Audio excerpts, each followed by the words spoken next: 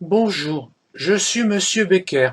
Je vais vous expliquer comment effectuer des comptages avec Mesurim2.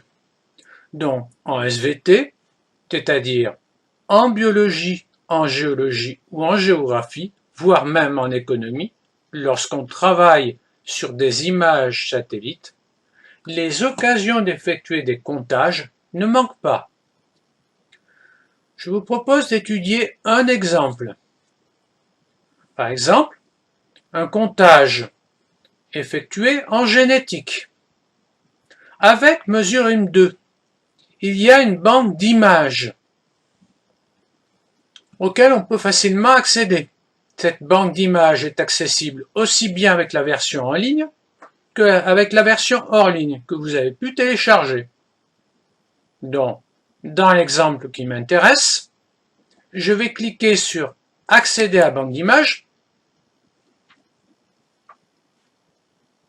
Et puisque je souhaite effectuer un comptage en génétique, ce que vous aurez peut-être l'occasion de faire en terminale, il suffit de cliquer sur génétique, comme ceci. Je vais choisir une plaque de comptage.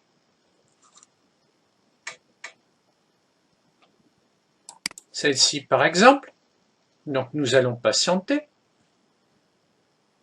Ici, je vois tout un tas de petites mouches.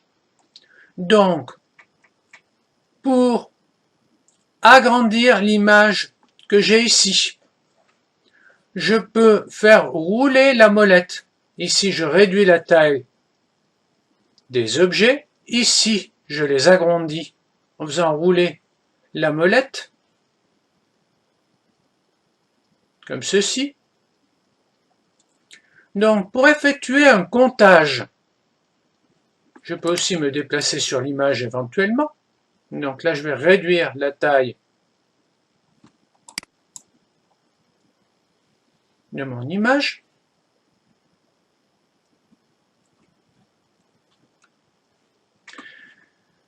Imaginons que je souhaite compter des drosophiles, c'est-à-dire des moucherons, mouches du vinaigre. Si je souhaite effectuer un comptage, je peux les compter manuellement, mais c'est long et je risque de me tromper. Avec Mesurim, le comptage devient très facile, donc il suffit de cliquer sur compter. Imaginons que je souhaite compter plusieurs catégories d'objets. Par exemple, des mouches à ailes vestigiales, c'est-à-dire qui n'ont pratiquement pas d'ailes. Donc ici, je vais cliquer sur ailes vestigiales. La deuxième catégorie de mouches qui m'intéresserait serait celles qui ont des ailes normales ou ailes longues. Donc là, à ce moment-là, je clique sur Ajouter une nouvelle catégorie et je vais par exemple écrire ailes longues, comme ceci. La taille des points est de 6 pixels. Je peux très bien, en cliquant sur le plus, augmenter la taille des points que je tracerai et me placer à 10. En général, ça suffit. Donc, je peux aussi changer la couleur de mes points. Double-clic. Le remplissage. Je vais choisir une couleur, par exemple du jaune ou du vert. Je clique sur Terminer. Là, j'ai deux couleurs distinctes. Je me propose maintenant de compter ici mes drosophiles à ailes longues. Donc, celle-là a des ailes longues. Je vois apparaître un point de couleur ici. Et ici, le nombre de marques, c'est-à-dire le nombre de drosophiles à ailes longues. 1. Si je fais un deuxième clic sur une drosophile à ailes longues, clic, je vois un deuxième point. Et ici, une deuxième marque apparaître. Donc je peux continuer comme ça. Et à chaque fois que je fais un clic gauche en l'occurrence, je vois le nombre de marques augmenter.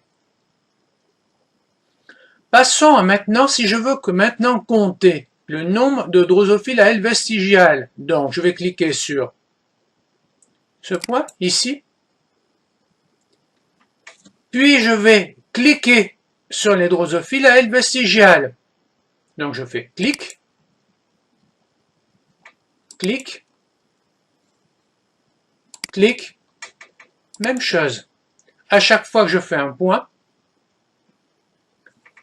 le nombre de marques augmente. Je peux à tout instant changer les couleurs, double-clic, et je vais demander une autre couleur, par exemple du bleu ou du violet, terminé. Si je fais ça, mes points ont changé de couleur. Je pourrais continuer, comme ça, en augmentant la taille des points. On voit que lorsque je augmente le nombre de pixels, la taille des ronds augmente. Je peux aussi la diminuer, comme ceci. En général, du 10, ça suffit. Quand j'ai terminé avec une catégorie, je clique sur supprimer cette catégorie. Donc si je fais ça, supprimer cette catégorie, je n'ai plus que les points correspondant aux drosophiles à ailes vestigiales. Même chose, je peux les mettre à la poubelle. Voilà comment on fait pour compter des mouches ou toute autre chose.